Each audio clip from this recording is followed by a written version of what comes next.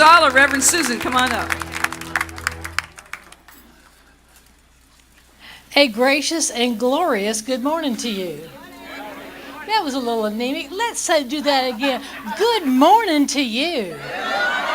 Thank you. That's the kind of energy we have here. And welcome.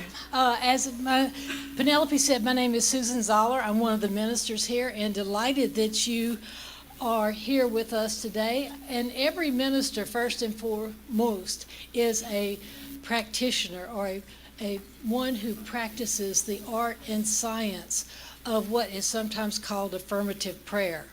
Now, we are a center that welcomes all, and we engage the spiritual seeker on their path. And as a member of a global movement through an organization called Centers for Spiritual Living, our mission is to provide spiritual tools for personal and global transformation. And our purpose is to awaken humanity to its spiritual magnificence.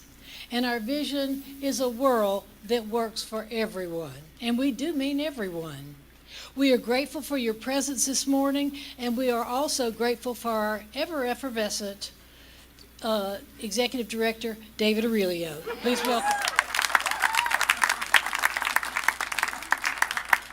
Effervescent. Love it. I'm like, what is that? What is that? Plop, plop. It was Alka-Seltzer. I'm an Alka-Seltzer. What a relief. Anyways, good morning, everyone. Welcome to the Spiritual Living Center of Atlanta. Here we are, the end of July, believe it or not. Believe it or not. Anyways, we've got lots of stuff coming up. I'm going to play with this microphone a little bit because you can hear the feedback, and it's driving me crazy. Maybe it doesn't bother you, but it drives me insane. So anyways, Robert's desperately trying to figure it out, so we're going to try a lot of things. I'll move it around to see what works. Anyways, Meditation Wednesdays, it's going well. I know that you're loving it, so please, again, just know that on Wednesday nights, 7 to 9, we are offering meditation. It's either David Alt or it's Victoria Peoples. This week it will be Victoria Peoples because David has left or is on his way to Guatemala. So we are, again, offering that not as a class. So don't be intimidated like, oh, I don't have a book, I don't know enough about it. This is exactly what you need to do. It's an opportunity for you to come for meditation because you're interested in all the different types of modalities. And there's different ones each week. See what feels comfortable to you. So enjoy that. Take advantage of it. That's every Wednesday in July and in August. So let's join for that. Now, we've got a great class coming up in August. Reverend Avon is offering a class called Spiritual Economics of Attitudes and Assets. That's going to be Monday nights from 7 to 9, and you can register online or you can register here today. So there's flyers out on the little turnstiles on this lobby and in that lobby. Over here, there's a registration forms you can fill out, and we can register you today and take your money today and get you set up. You will love this class. This class is about learn how to shed hidden beliefs that can block your full expression of prosperity. The answers can be surprisingly simple when we look inside ourselves. New Thought teaches prosperity and abundance thinking, yet many of us still grapple with how to put ideas into practical application and action. Invest in yourself this August and break through your beliefs and bask in a new abundance. So what I love is like these bullet points make this class a must. First, the essence of money, the power of your guaranteed asset, how to recognize if your how is in the way, how to determine if your charge is blocking your flow, how to avoid 6 common mistakes of why people fail financially, 3 dynamic principles of growing your money, the amazing theory of decreasing responsibility, how to use Einstein's greatest discovery to energize your financial future, peace of mind by learning how money works, and wisdom and safety around security. So what I love about this class is for the first time we have a class that actually takes spiritual principles and puts it into practical application. So we've done abundance programs before, but I thank you, Reverend Avon, for bringing that to us. This is going to be a great class. So Monday nights, 7 o'clock, sign up today, or you can certainly do it the night of, but I'd love for pre-registration because you know that makes me happy. Really makes me happy. So, Poet Laureate, we've got that competition ends next Sunday. So if you have not submitted your poems, get writing. What's wrong with you people? Get up there and start writing those poems. Get it to it. Penelope, anything you want to say about that? That's it. All right. No, actually, let's see. We could be poetic with that, couldn't we? Yeah, please. Please write your poems, so then I'll have something to read. And if you do, I'll be so pleased. That's a rhyme, and that's really poor. But nevertheless, I want you to know that I've been writing a little more this summer, and I know a lot of the practitioners have as well. So it's time. It's the languid moments of summer are here. Stay indoors a little bit, or maybe under a big oak tree and write some poems. Our living affirmatively is the theme of not only the year, but it's the theme of our poetry this summer. And we invite you to write your poems and submit them, because I would love to write music to your words. That would just be a real joy of mine. So I look forward to reading your poems. And as David mentioned, the deadline's coming up. So Next please Sunday. send them on. Also, while you're at the microphone, Penelope, tell us about the Creative Arts Festival. That's coming up also in August. Yeah, so we have flyers about our festival, and it's the first time that we've had a festival of this nature. It's workshop centered, so the morning starts with a 2-hour chant play shop. Rusty Walton is leading that with John Stringer and a day on a fawoshe. So it's going to be really powerful. You can buy workshops individually, so $15 a workshop or $30 in advance. We have another workshop after lunch, and that includes the award-winning poet Jericho Brown, who was actually in Time magazine this week with his poem that he read from our stage. Jericho Brown will be here with us that Saturday. You can check out the flyer for the details on his arrival and his workshop. And then it follows in the afternoon with a 3-panel stellar lineup of Nick Hagelin, John Stringer, and Diane Durrett, moderated by Ty Andrews. And this is going to be the concept of peace as a liberating tool, using their art form to liberate us in the modality of peace. I'm really thrilled about this. You've indicated you have an interest also in workshops of this nature, so it's here for you. I hope you'll sign up for that. Thank you. Thank you. And that is a great opportunity again. So take advantage of the whole day if you like, or take advantage individually of each workshop. Those flyers are also out there on the turnstiles, and you can sign up for that as well. So the month of August, next week, you'll see these will be in big form in the lobby. You'll be collecting all of these. There's a mandala for every week in August. And a mandala is a Sanskrit word meaning circle. It represents completeness and self-unity. So each week, our audiences, all of us, will be looking at the mandala for that week in contemplation. So each of the speakers there's no book that's needed for that week, there's no focus, but each of the speakers is going to take their personal experiences and bring that to us. So again, if you like to collect things, you're going to get a collection of 4, but those will be, each week you'll collect those, and we'll see those in detail as we start next week. Also, August is the month of Science of Mind magazine. If you are a pledger, you know that on certain levels of pledging, you get your free copy of Science of Mind magazine. So what I've done is the August issues are here, so I put them out in the lobby. If you are a pledger in that category, you may get your free copy when you leave. If you'd like to buy this month's Science of Mind, you may do so for $4. And the only reason I'm selling them this month is because you may be interested. Our own Dr. David Alt is doing the daily guides for the whole month. So that's of course an international magazine. So David's proud of that. We're proud of David and for his success in bringing that to the world. So if you'd like to get that, see me out there. Either myself or Amy will be out there to sell it or give you your free copy. Thanks so much. Have a great day and a blessed week.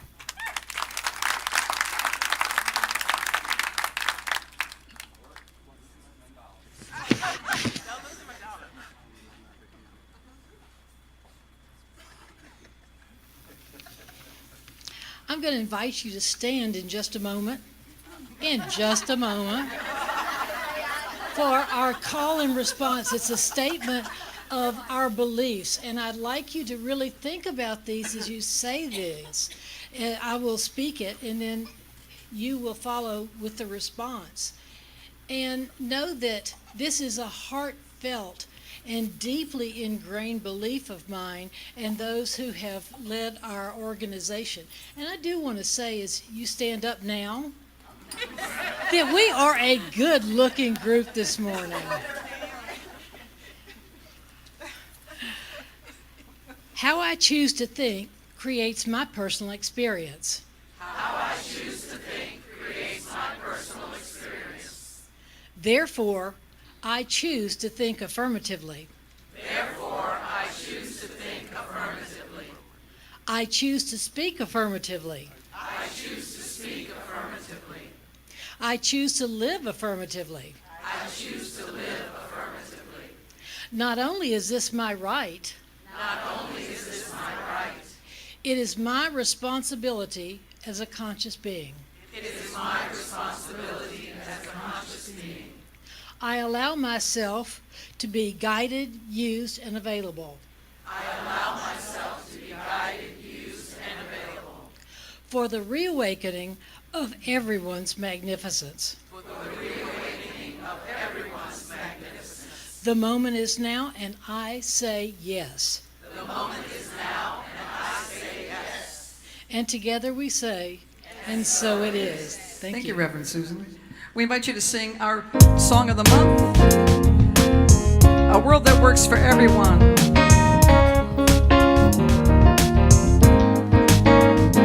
We envision a world that works for everyone and for all of creation.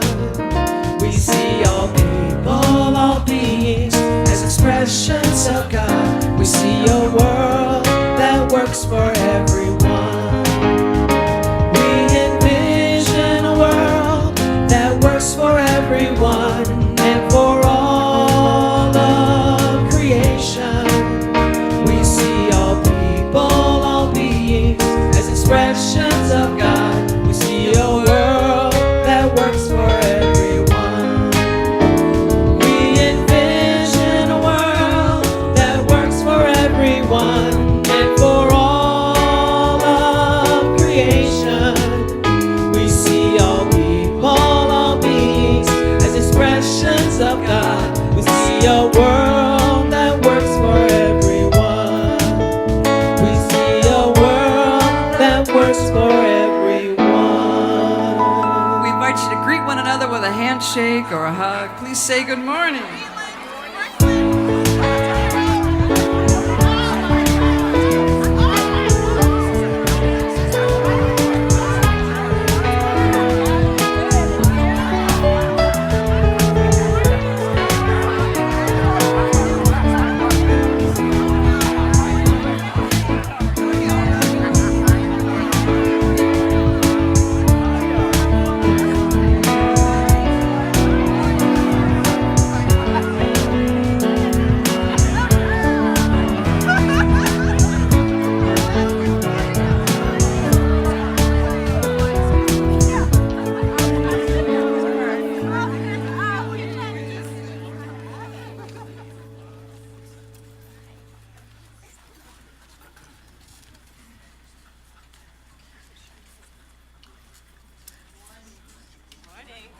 Use the microphone, please. Follow directions real good. I'm Scheherazade Taylor, and I am honored and privileged to be a practitioner here at the Spiritual Living Center of Atlanta. I wish you would put your hand over your heart as I share this information.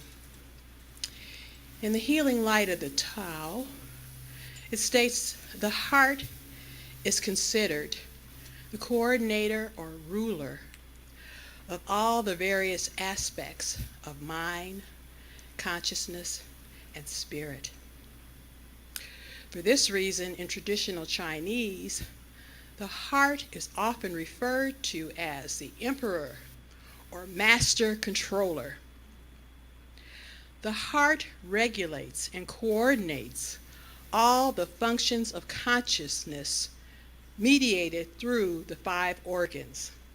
It directs and processes our intention, willpower, thought, memory, nervous, and sensory input in reaching life's decisions.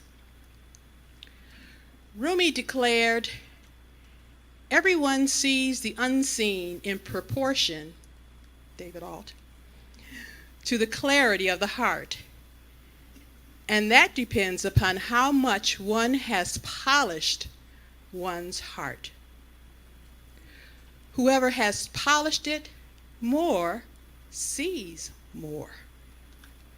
More unseen forms become manifested to him or her. Perhaps this is why the Christ proclaimed, 'Love God with all your heart.'" This affirmation prayer, you can stay heart-centered, please, feet flat on the floor. is a compilation of quotes from Rumi. And Rumi usually takes me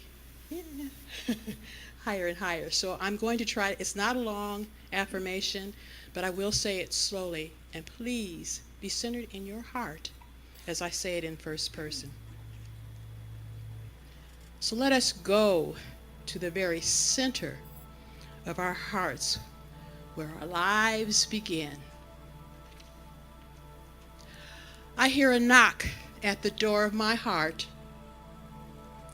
I ask, who is there? The answer is, the I am is here. I open my heart and in deep gratitude, I welcome in the divine. I hear the voice that doesn't use words. I listen. I know that as I live deeper in my heart, the mirror gets clearer and cleaner. Through the light of my heart, I find my way home to the sweetness of the divine. My heart knows the way, and I run in that direction. I realize that even when life's pains and hurts wound my heart, the womb is just a place where divine light enters in. Love is the bridge between me and everything. In the goodness of my own heart, I find the goodness in every heart. I release my word into the law, and I open the window in the center of my chest and let the Spirit fly in. My heart knows 1,000 ways to speak your divine name, 1,000 ways to fall in love with the divine. I close my eyes, fall in love, stay there.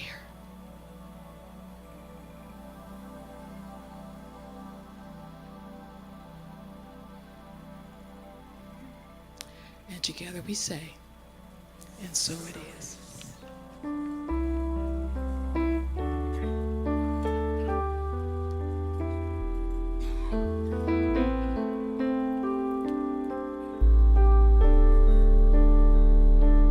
There is so much love. There is so much grace. There is so much grace. There is so much joy. There is so much joy in this place, in this place. There are open hearts. There are open hearts. There is peace on each face. There is peace on each face. Spirits with us now. Spirits with us now. In this place, in this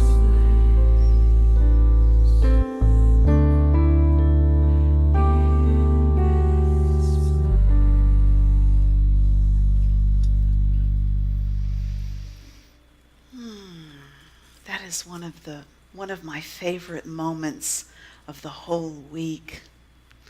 That bridge from that breath of there is so much love in this place to standing here in this place and looking at all that love. Thank you for giving me the opportunity to do that again. My name is Annette Mize, and I'm on the Spiritual Council here at the Spiritual Living Center of Atlanta, and it is my joy to be back with you once again this month. All month we've been hearing about opening and awakening the global heart. We've learned about the power of love and what that has to do with our hearts and the global heart. We've learned about initiation and the hero's journey. And today we're going to talk a little bit about mythology and story and how these things are a part of that awakening of the global heart. Now, one of the things that we sometimes think of when we think of myth, and this is actually one of the myths I want to bust. I titled my talk today, Myth Busting and Myth Building. How many of you remember Mythbusters? Do you remember it used to come on the Discovery Channel? It came on for 14 seasons, Mythbusters, and they would take common thoughts and ideas, common myths and urban legends, and they would bust them. They would prove them either right or wrong. Most of the time they proved them false.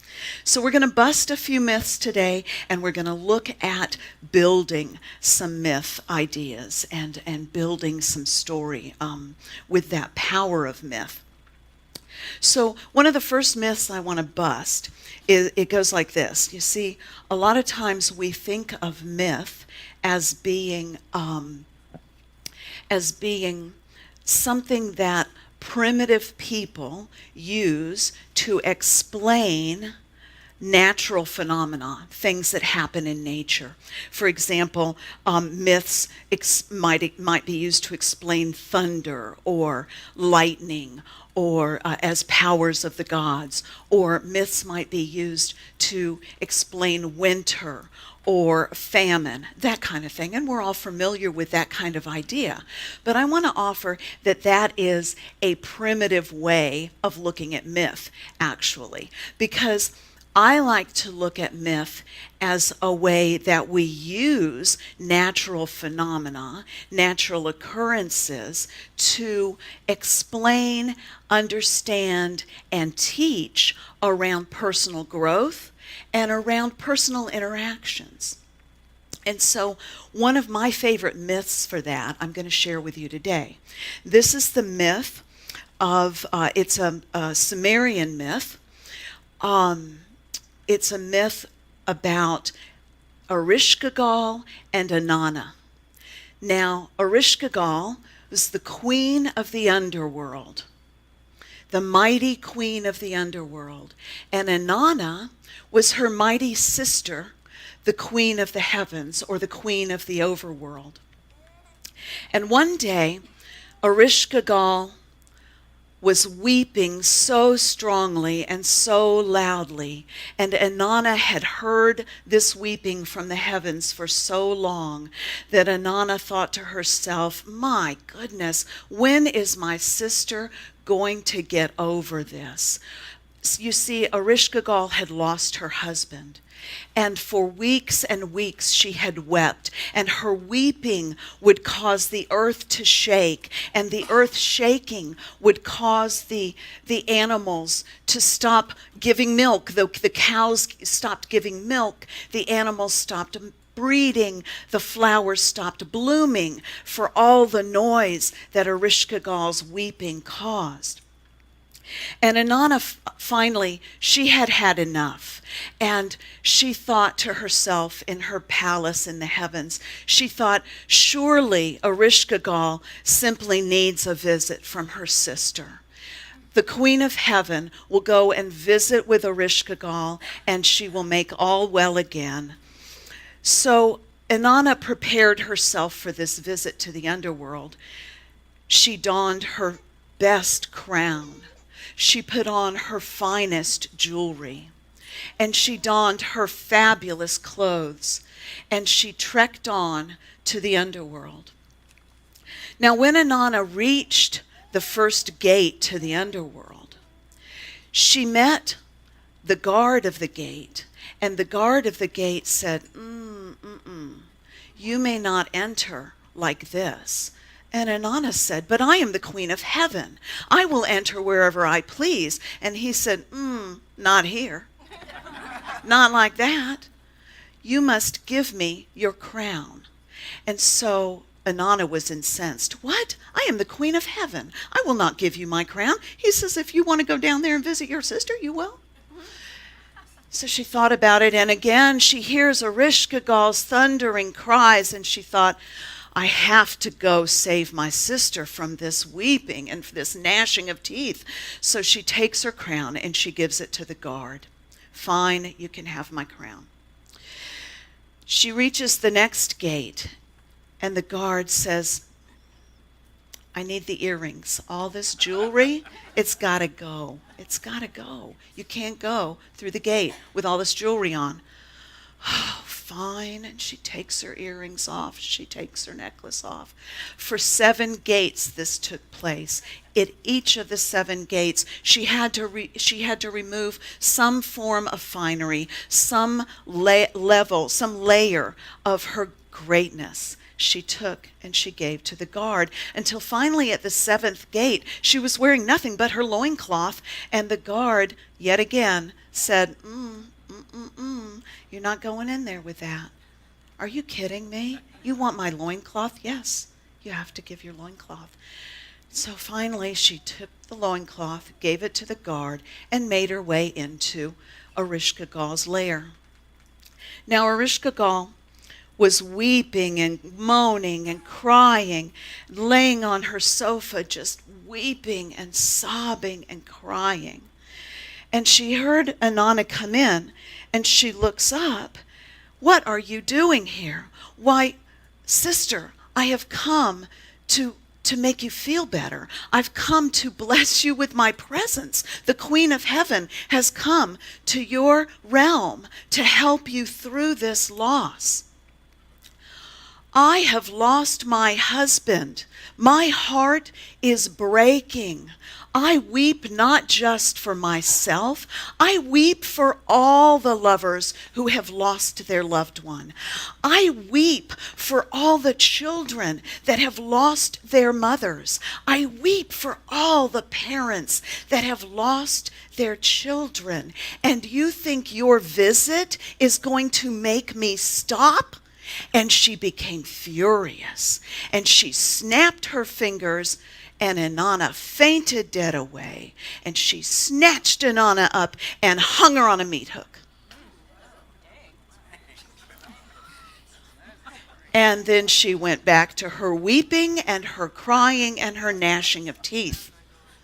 Her weeping and her sobbing. Now, Enki, the god of wisdom, he witnessed this whole thing. And he was like, oh, there's some family drama going on here. I don't really want to get involved in this, because he was wisdom now, okay? I don't really want to get it between the sisters here. But after a while, Inanna was gone, and Ereshkigal's still crying, and the cows still aren't giving milk, and winter has been on the land for a long, long time. And so Enki said, I got to do something about this. And so he called 3 of his servants to him. And he said, listen, you guys have to go down there. And they were like, what, me? Really? Yes, you got to go down there, and you got to do something about this. We've got to fix this problem, because the people on the land, they're perishing because of this, all this family drama going on here. So we got to do something about it. And so the 3 servants looked at one another, and Enki says, I've got an idea. And so he told them all, he had them shrink down to the tiniest of little flies, little gnats they became, his 3 servants. And so as the little gnats, they descended to the underworld to take care of whatever was going on down there. So they were able to slide right by the gates, because they were so small, the gatekeepers didn't even see them. And as they entered the room, they surveyed what was going on. There's Inanna hanging on the meat hook. There's Ereshkigal weeping and sobbing on the sofa. They buzzed around for a moment. Okay, we got this. They go over to Ereshkigal, and together they said to her, Ereshkigal, Ereshkigal, what is it that troubles you so? They knew what was troubling Ereshkigal. They thought they knew. And so they stayed there, quiet and small. Ereshkigal, Ereshkigal, what troubles you so? And Ereshkigal answered, my heart hurts so bad. My heart weeps in pain. My heart feels as though it is broken. And one of the gnats replied to Ereshkigal, your heart hurts so. Your heart is filled with pain. Your heart feels as though it is broken. And they stayed in the silence a moment. And Ereshkigal said, I weep for those that have lost. I fear I will never be whole again. And the second gnat said to Ereshkigal, you weep for those that have lost. You feel as though you will never be whole again. And the third time she speaks, I feel as though I will never be able to stop crying. And the third gnat replies to her, mirrors back to her, you feel as though you will never be able to stop crying. And then they sat in the quiet for a moment. And Ereshkigal began to sit up. She took a deep breath. She said, yeah. She dried her eyes. She said, you three gnats of wisdom, you have done a miracle today. I feel as though I can go on. I would give you a gift. What is it that you wish for? And they said, well, now that you ask, we'd like to take Inanna back to her home. And Ereshkigal says, my sister. All right, fine, you may have her. And so the gnats gathered Inanna up and took her back to the overworld, where spring could come and the cows would give milk again and things could return to normal. Now, when I tell this story, I'm usually telling this story when I'm in training with prayer chaplains, or I'm telling this story for teaching caregivers, because I like to use this story to help teach people how to be in pastoral care. Can you see why? When we go into a situation to help people, wearing all of our finery, I'm going to take all my money and help them, or I'm going to take all my wisdom and smarts and fix their problem. It's not so much going to fix their problem. It's not doing honor to what their need is. But when we can be still and quiet and mirror back to the other that we wish to help, what is their need? Mirroring it back helps them realize what their need is. So I like to use this myth for that teaching purpose.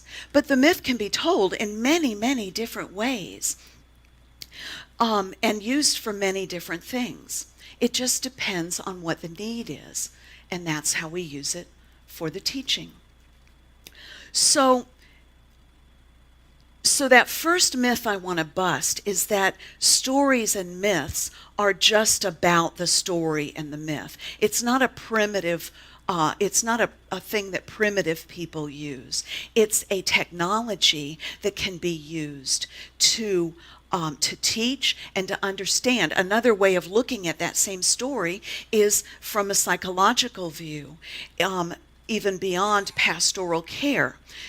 Traveling to the underworld is about going into the subconscious, and Inanna represents consciousness, or it could be the mind. Inanna represents the mind, and Ereshkigal represents the heart. So you see how these stories can teach on multiple different levels. So the next myth I want to bust is the idea that all the myths have already been written, you see. That myths are just about Zeus or Thor or Ereshkigal and Inanna. Myths can be told in the future. Imagine for a moment if we were 2,000 years from now. Imagine people sitting around a fire telling a story about a powerful, wise being whose skin was the color of chocolate. A powerful, wise being who, when he opened his mouth to speak, it was like thunder in the heavens. A powerful, wise being whose eyes could look at you and see the truth. Or who could look at a group of people and pull from them their best and highest good. Who might I be telling a story about? Any guesses? Martin Luther King Jr. Obama. One of the most people filled with integrity I've ever seen on the public stage. The story in the future. Imagine now, 2,000 years from now, I tell a story about a tiny man who was filled with strength and courage, a tiny man who was able to go days on end without eating, a tiny man who came upon a well one day, a well that was used historically for the untouchables, the people who were ill and sick. But when he bathed in that well, it became a well of healing and blessing. A tiny man who brought an empire to its knees with a grain of salt. Who would I be talking about? Gandhi. I would be talking about Gandhi. Unfortunately, though, many times we leave these stories to institutions to tell. School tells history. I want us to bring these stories back out of the institutions and back to the fireplace, back to the hearth, back to the kitchen table. And so if we tell these stories to our children, they would be less and less about dates and specific things. This happened on this date, that happened on that date, and they would become stories of overcoming. They would be stories about overcoming obstacles, finding the strength within, finding the strength to take the seat on the bus and not move, the strength of a mountain to be unmoved. And so eventually, as we tell stories over the years, they begin to morph and they begin to change a little bit. And then you begin to teach the story based on what you want your son or daughter to learn that day. You tell them the story when they come home crying from school. You use a story about Martin Luther King as a boy and how he felt something in his heart, but he had to find the courage or gather a group of people with him to support him. And we begin to tell these stories so that they mean something rather than that they just represent history. Do you see the difference? That's how myths come alive in our everyday life. That's how we can build today the myths for tomorrow that people can use to support their growth and look back on in the days ahead and in the future way out. I never know how time flows when I stand up here. We're doing pretty good. So,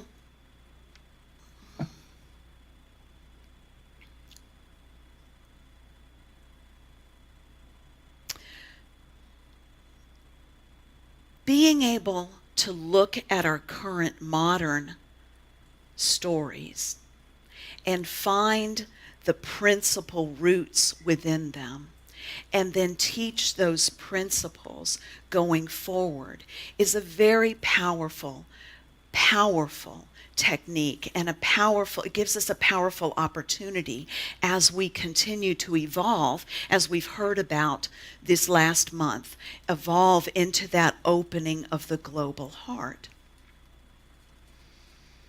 The awakening of that global heart, the awakening of that initiation.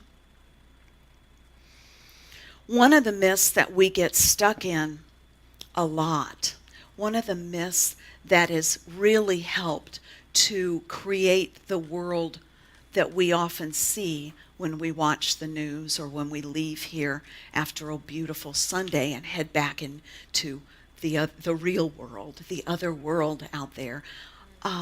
One of the myths that world has succumbed to is the myth of separation. It's the myth that we are separate from one another. It's the myth that we're separate from God. It's the myth of punishment, the myth of wrongdoing, that myth of good and bad. I've done something wrong, so I must be punished. But I hate myself so much that I have to project it on you and believe that you've done something so wrong that you need to be punished. This is one of the core myths that we really need to bust. We need to bust this myth, okay? I mean, we need to let it go.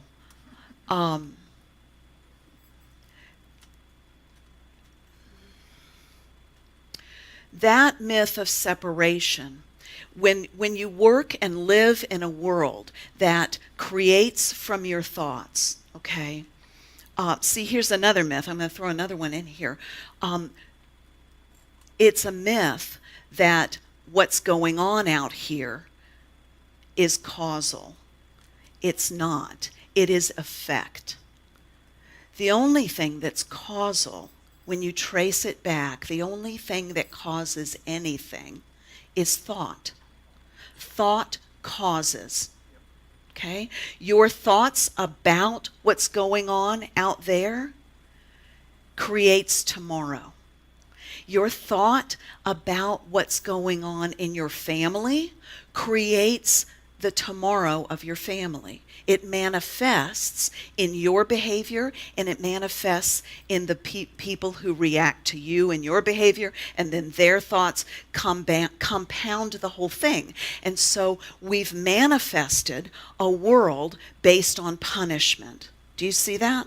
Do you see? I mean, it's ingrained everywhere out there.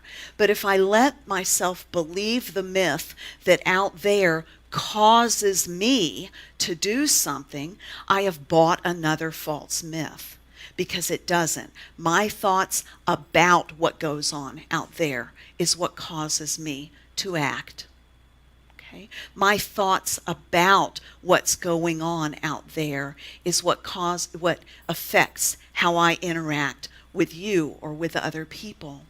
Okay? So this is not really new to us. If we come here on if you're new to this center, it might be new to you, but we're hearing this more and more all around, that our thoughts are what manifests out there. So if I'm buying the myth of separation, I am going to manifest more separation. If I'm buying the myth of punishment, we'll just call it the myth of punishment, then I'm going to manifest more and more punishment out there. But we're all caught up in this, and it's complex. Like I talked about last time, it can be frightening to look at this from that perspective, from the perspective of fearful. How can I go up against such a huge machine? My little self. But remember the little gnats we heard about. Sometimes small is the way to get in. Sometimes just being still and reflecting back doesn't mean I'm buying into it. When the gnat replied to Erishkigal, "You feel hurt, your heart is sad," he wasn't agreeing that she was sadness. He was simply reflecting, you are in pain, you feel pain. And by mirroring that reflection, it gave her a moment of pause. Wow, somebody hears me. And from that space, she could realize, I feel pain, but I am not pain. I feel sadness, but I am not sadness. I can go on from here. So taking that story, taking those ideas into our daily life can be a very powerful thing to overcome this myth of separation. But sometimes it really helps to be able to look out here and get a glimmer of hope from somewhere, right? I mean, because really, it could look pretty dark out there. So I want to share with you a couple of places that I have found where I get hope, where I get great hope. The first place I want to tell you about is, and you guys are going to laugh, but that's okay because I'm at home here and I know you're not going to hold it against me. I get great hope from superhero movies. Okay? I do. I love the Marvel universe. I love the Marvel superheroes. And here's why. Because I see them through the eyes of mythology. I see Iron Man struggle with an ego that's even bigger than mine. Okay? I see the Hulk have to deal with his shadow, his anger issues. And when I look at the last Marvel movie, which I won't get all bogged down in because many of you here may have not seen it, even though I'm going to be up here preaching the gospel of Marvel movies, okay? Many of you may have not seen it. But because the Hulk is in the process of dealing with his shadow, the strength didn't even show up in the last movie. And it left his co-workers, his team, a little in the lurch because he couldn't manifest the Hulk because he was in the process of trying to sort out his shadow. That's a beautiful thing. To see that up on the big screen, I think it's a glorious thing. And I love it. Another thing I love is a little show that comes on Monday evenings at 8 o'clock on NBC. I'll repeat that later for you because you're going to want to tune in. All right? This show is called American Ninja Warriors. Okay? Yeah, it's funny. It is until you watch it, and then it's heart-opening. Oh, my goodness. It's heart-opening. Many of you may have watched this show. Some of you may be closet ninja warriors. I don't know. You might be. Okay? So here's what I love about American Ninja Warrior. It's been on about 10 seasons. Started out very low budget, very often very cultish, not cultish really, but you know what I mean. Small following, small group, low budget, low production value. But over the years, it's gotten more and more popular. American Ninja Warrior is inclusive. Okay? It's so inclusive that women run right alongside the men. They don't start out in a different place like in golf where the tee is up here. Okay? They don't start out in a different place. They don't have an easier obstacle course. They run the same bloody obstacle course as the men. And that's what Ninja Warrior is about. I realized, oh my goodness, they may not even know what Ninja Warrior is. So let me tell you, there's an obstacle course. Now, these obstacles look impossible. I am not kidding. They really do look impossible. And for many, many runs, they seem impossible until one person figures out how to overcome that obstacle. Meanwhile, everybody's watching them and they're learning from that one person who's on the obstacle course today. Or at this time, many of them run in a day. I don't mean just today, but so they run the obstacle course. They climb, they jump, they balance, it's very strength oriented. It's very coordination oriented. But it's just obstacles. So in the metaphor, we all face obstacles, don't we? We all face obstacles every day. As a country, we are facing some obstacles. As a people, as humanity growing and evolving, we face obstacles. So on American Ninja Warrior, they all support each other. It is a competition, okay? But they are not And they are competing against each other, but they are mostly competing against the obstacle course. They are not competing against each other. And what they do is they support each other. So while one person is on this obstacle course, everybody else is out there cheering them on. Let me hear what that would sound like if you were cheering me on my obstacle course. Come on, cheer me on. Yeah, absolutely. And so sometimes they're cheering and they chant their name. Johnny, Johnny, Johnny, Annette, Annette. They cheer them on as they run this obstacle course. Now I want to ask you guys something. How many of you would love having a cheering section for your daily obstacles? Barbara, Barbara, Barbara. Okay? Let me tell you, you do have a cheering section for your obstacles. Every day when you're out there facing your obstacles, the unseen realm is cheering you on. Whether you think of them as angels or spirit guides or power animals or trees or birds or owls or fish in the sea, they are all cheering you on. They are all singing your praises as you overcome your obstacles or as you fall in the water. Because let me tell you, on ANW, American Ninja Warrior, they always are falling in the water. And when they come up out of that water, the people are cheering them on just as much. They're not like, oh, for a moment, they feel bad for them for a moment. But by the time they pop up out of that water, they are cheering them on for their effort and their willingness to come back again.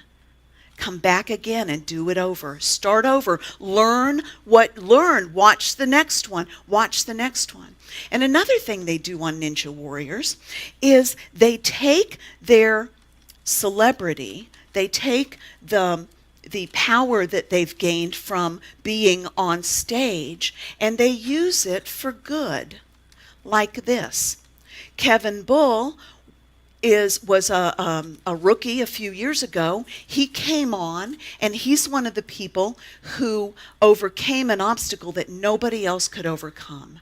Nobody could get past this obstacle until Kevin Bull did. And he thought outside the box, and he did something completely different than everybody else.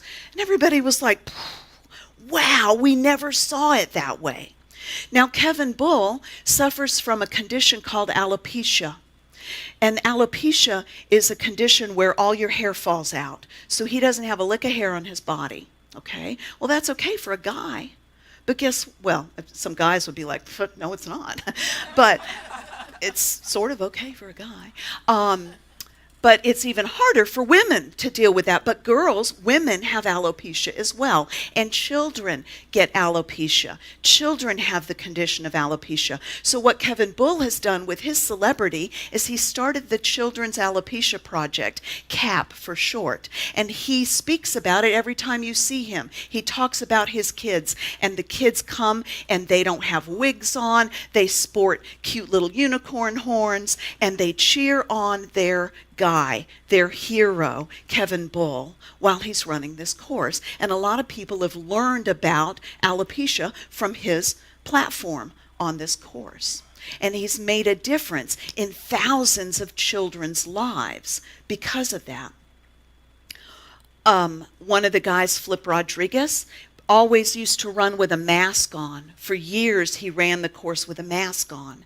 Until one year, he decided, I'm taking the mask off. But what I'm going to do is I'm going to use my platform and I'm going to talk about the sexual abuse I experienced as a child. And so he made himself public with that. And from that point, thousands upon thousands of people reached out to him. Oh my gosh, thank you so much for talking about what you'd been through. It made a difference in my life, and I've been able to overcome my past because of you. And the third example I'm going to give you is one I saw a couple of weeks ago. A woman would always travel to the competition with her husband, and she was in a wheelchair, suffering from a connective tissue disease that is supposed to just get worse and get worse and get worse. But this year, she got out of the chair and she ran the first obstacle on the course. And here's what I love about this platform.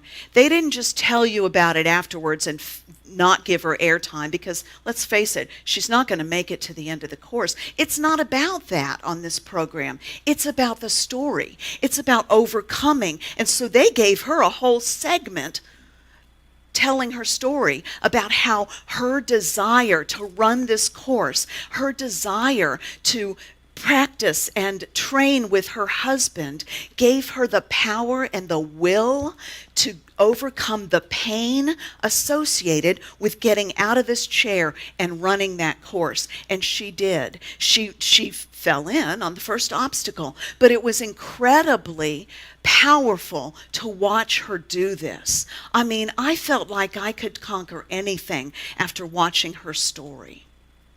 So, what does this have to do with myth? What does this have to do with the global heart awakening? I'll tell you what it has to do with it. This illustrates the change in our consciousness. It's a change away from showing head-to-head battle, tear each other down. Do you remember when that was all that was on TV? Tear each other down. Housewives ripping each other's weave out. I mean, whatever, you know?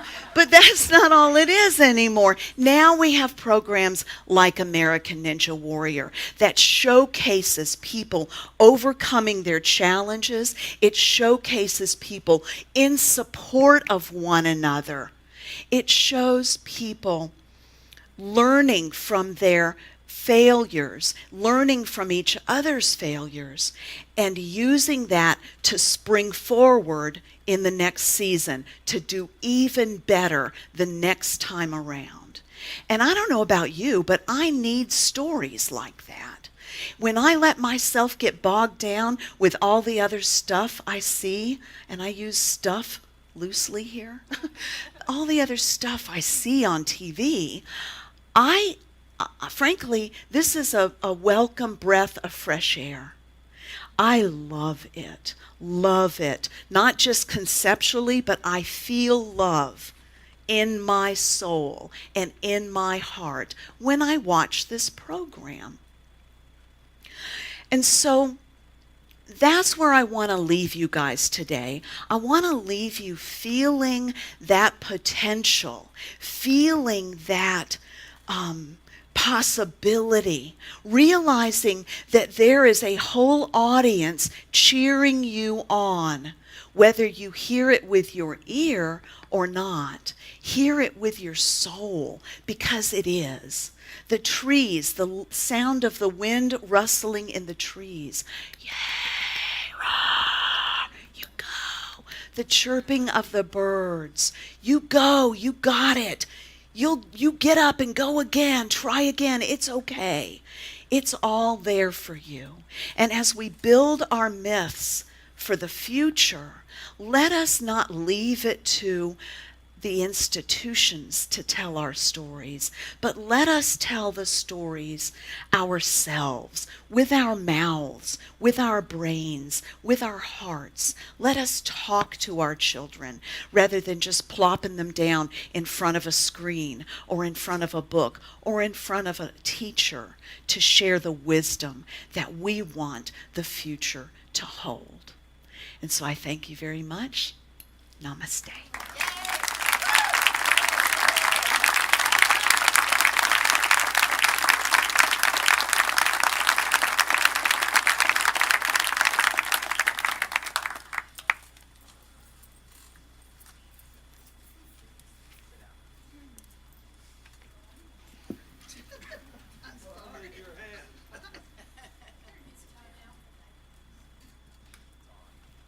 It's time now for grateful giving, and I want to invite Preston up here to do so.